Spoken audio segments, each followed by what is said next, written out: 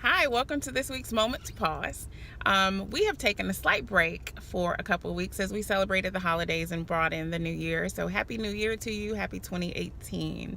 But the work still continues, right? And so you deserve a moment to pause. And so let's pause really quickly and think about the definition of racism. I was having a conversation last week with someone about the definition of racism, and the generic definition is when someone of a race does not like someone of another race, then they are racist. And that's not actually the definition of racism at all. There's a more modern definition of racism that suggests that there's an element of power included.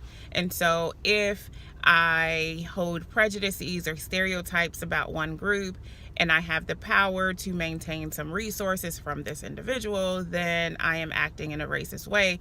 This definition also suggests that people who are within marginalized groups cannot be racist because they don't have the power to be racist, to act in a way that is racist.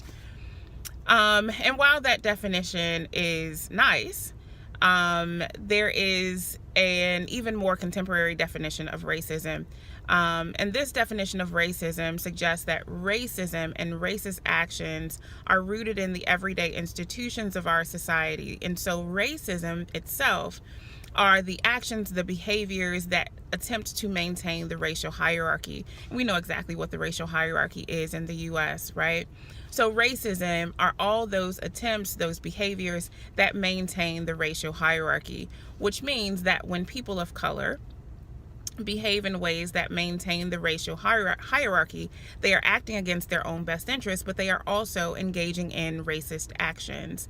And I say it that way because I tend to refrain from calling individuals racist, because when we call individuals racist, what we end up doing is removing the onus from, removing the responsibility from the society, from the institutions to create equity. So then what ends up occurring is something that we see happen every day right now. What ends up happening is that we demand that those individuals that behaved in a racist way, we demand that they are fired. We demand that they are punished. We demand some punitive measure against individuals. However, when we really think about it, if the institution and the society is rooted in a racist history, then the only thing that we are doing is putting a Band-Aid on a system, right? So we can fire individuals, but unfortunately they will be replaced with other individuals who will enter into the same institution, who will enter into the same systems, and that system and that institution will always attempt to maintain itself. That's powerful. And so when we think about what racism is, when we think about discriminatory practices, we can't simply look at individuals. We have to instead think about the ways in which institutions in our society is built and begin to unpack that, right? If we want to create equity, if we want to create racial parity, then it is important for us to, instead of focusing on individuals, to focus on the institutions and the history of our society.